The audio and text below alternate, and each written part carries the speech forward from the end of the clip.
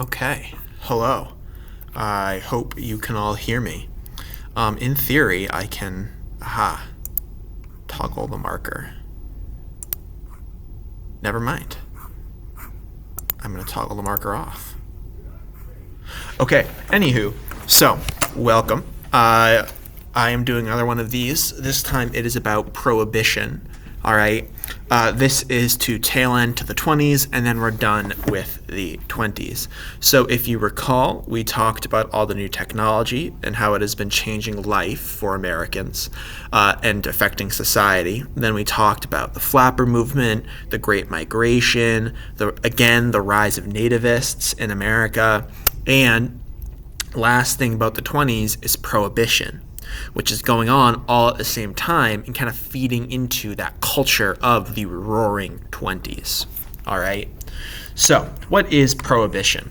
Prohibition is essentially the ban of alcohol. So nobody, even if you're 21, it's completely banned. You legally cannot make it. You cannot buy it. You cannot drink it. Okay. That is what prohibition means. All right. So this becomes the big national political debate of the time. So if you look at, why am I pointing? If you look at your screens on the left and the right, you've got the two different kind of arguments. So on the right side, the people that are like, yeah, let's get rid of alcohol, you've got, again, a lot of women. So women are really taking on this, let's cause some change. They've always been a lot of the behind-the-scenes drivers of change, if we recall Republican motherhood. But if we go forward in time now, we've gotten to a point where women are the leaders of social change. If we remember in the reformers movement, or not the reformers movement, my apologies. Goodness gracious me, the name is escaping me. The progressives, there it is, the progressive movement. That was, again, spearheaded by women. Alongside that, it is very religious groups. So they're saying it is causing crime. People are getting drunk and going and committing crimes. So domestic violence is very prevalent during the time. And unfortunately, it's caused a lot by alcohol. I mean, same as today. Believe it or not, inhibiting your ability to think makes people do stupid things. And of course, with that same religious bend is the idea that it is a sin.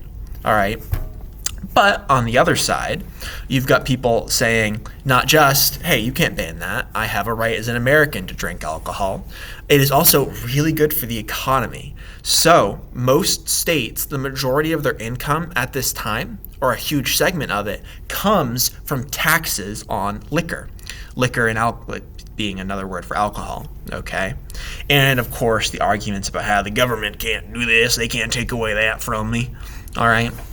So it is both extremely lucrative for the states and for businesses, but at the same time, you've got it's framed as on this hand, you're going to make a ton of money from it, and it is your right to drink alcohol. Versus on the other side, people saying, hey, the government should be regulating morality. Morality is morals, essentially what you think is right or wrong. It is wrong for Jake to throw Zen through the window. That'd be upsetting, okay? And it's the government regulating what is right and what is wrong, okay? And what constitutes a crime. But in the end, so these are some of the women. They're from the National Christian Temperance League. Temperance basically meaning you don't drink. And then we have seen this picture before. It was very famous. It was the path of an alcoholic. You start with, you're just drinking a glass with a friend. Then you get over here, and then your poor wife and child, your home is destroyed, they're sad and alone, and then eventually you kill yourself, apparently. My goodness, that's quite rough. Anywho, so this is how we get to the 18th Amendment. So this amendment actually comes before before the 19th Amendment. So even though this amendment is spearheaded by women, it is not actually, women can't actually vote on this amendment. So to get an amendment passed in the Constitution, you have to get 75%, a 3/4 majority in both the federal House and then the federal Senate, and then you have to get 3/4 of the states' Senates to approve it as well. Okay, so this had kind of unanimous approval. Now, if you see over here on the left this political cartoon from the Women's Temperance League, you'll notice that these ladies are dressed up like crusaders of old, like medieval knights. And what they're destroying are these barrels of alcoholic whiskey, gin, brandy, rum, so on and so forth. Right? Again, and it's titled The Woman's Holy War, Grand Charge on the Enemy's Works. The enemy, in this sense, would be like the devil and Satan. So it really is seen as a religious crusade against the evils that are drinking. They associate drinking alcohol with being in league with the devil. So in a very religious society like America was, it's quite hard to push back against that. Now, I would also recall the First and Second Great Awakenings and all of these other movements, social movements, which were inspired by religious groups. All right. Anywho, so the 18th Amendment gets passed, and essentially it has the kind of the opposite effect. The amount of alcohol being drank does not decrease, it actually increases. It has the complete opposite effect of what was intended. These are just some pictures. These guys are prohibition officers. They're going around and they're making sure these old like breweries are shutting down, dumping all their stuff, destroying their equipment. But what you'd get are these so-called speakeasies. So-called because you could speak easily, like you don't have to hide what you're saying. These are basically secret bars. You'll see this is a secret bar. You'd have to know like the right password to get in. This lady's part of the flapper movement, as you can tell by her stockings, the amount of she's showing. Goodness gracious, she's showing the knee, and her bob haircuts and the hat. I'm not sure what the actual name of that hat would be, but it's a hat of sorts. So anyways, speakeasies become extremely popular, and they start popping up all over the country. Because here's the problem, guys. Prohibition is not really being enforced evenly. So you've got a tons of policemen who don't believe in prohibition, or even if they do believe in prohibition, they're willing to take a bribe from these rapidly growing criminal organizations which are supplying the illegal alcohol, like moonshine, so on and so forth. So, like in a place like Maine, like let's take Bangor, Maine, for example. Famously, Bangor, Maine had very few prohibition officers. So there's this shocking to them, this federal officer travels up to Bangor, Maine during the middle of prohibition, and he goes downtown. And he's like, gasp! Like there's still bars openly operating, liquor stores. It's like nobody cares. So it is not being enforced regularly. It's hard.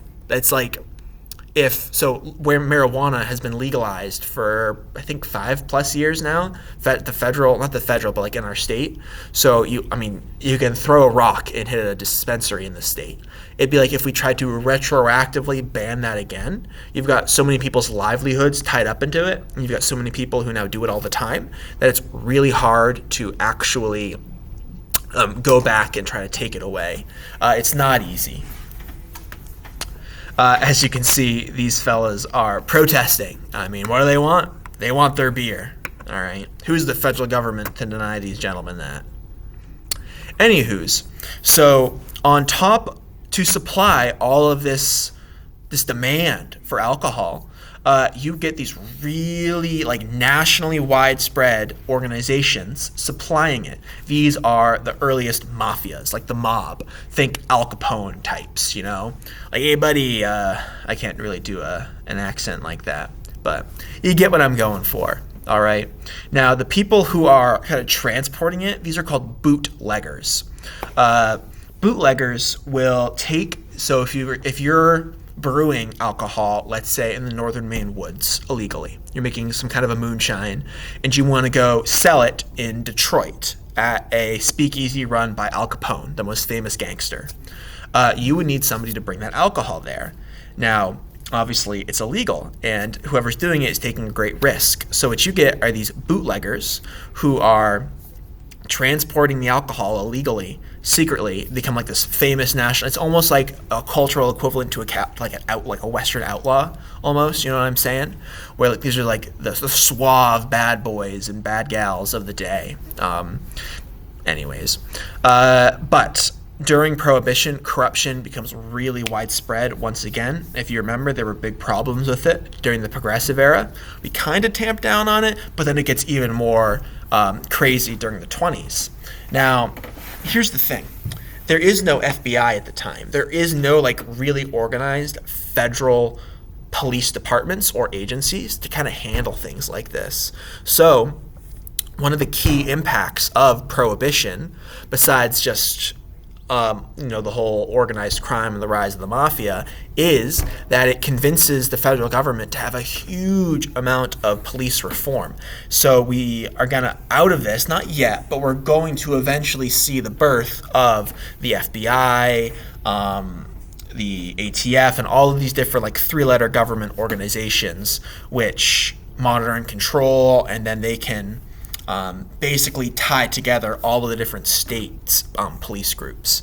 Like the Maine State Police don't necessarily have to work with the New Hampshire State Police, but with all of these agencies kind of tying them all together, they kind of start doing that. Anyways, these are just some photos of these guys. Pretty nerdy looking, I have to say, but they got their big Tommy guns. This is a picture of a speakeasy. As you can see, it's a secret bar, as if Prohibition has never existed. And one of the big social impacts for women was that it became more culturally acceptable for women to drink alcohol. Now, I mean, if we look there, we see that these ladies are drinking, some of them are smoking, and again, this ties us back directly into that flapper movement, where women are challenging all of those old cultural norms of what was expected of them. Now, last but not least for photos, we've got this. This is like a truck, which looks like it's transporting wooden planks, but this is like a bootlegger's truck, so it's like he's smuggling stuff. So he's cut out the back, hollowed it out, and then inside is where you can put your alcohol that you're transporting illegally. And obviously, these are Prohibition agents. They've caught them. So that guy or gal went to jail. Because there were actually a lot of female bootleggers. Because it was, I'd be lying to you if I told you I knew why. So I'm not going to lie to you. But the three things which I really care about you understanding about Prohibition: number one, big time federal police reforms.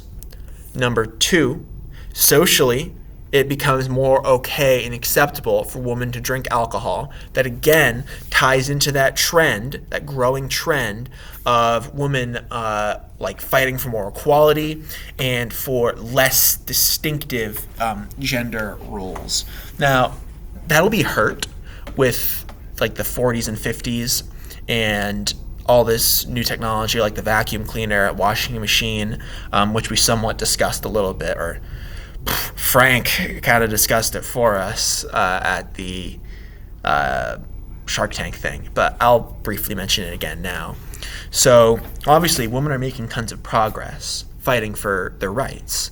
However, and they're trying to get more jobs with things such as the vacuum cleaner or the dishwasher.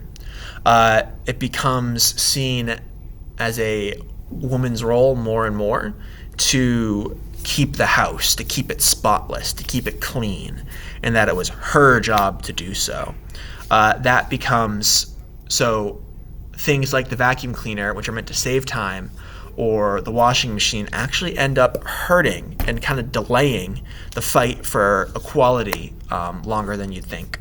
And last but not least, so states who used to rely on liquor taxes now start relying upon income tax to fund their budgets.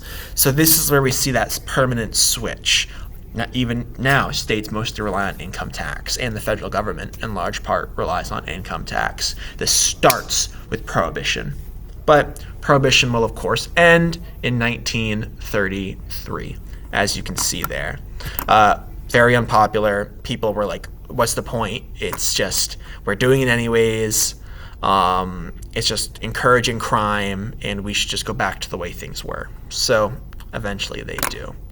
That's it for me. A little disorganized. My apologies.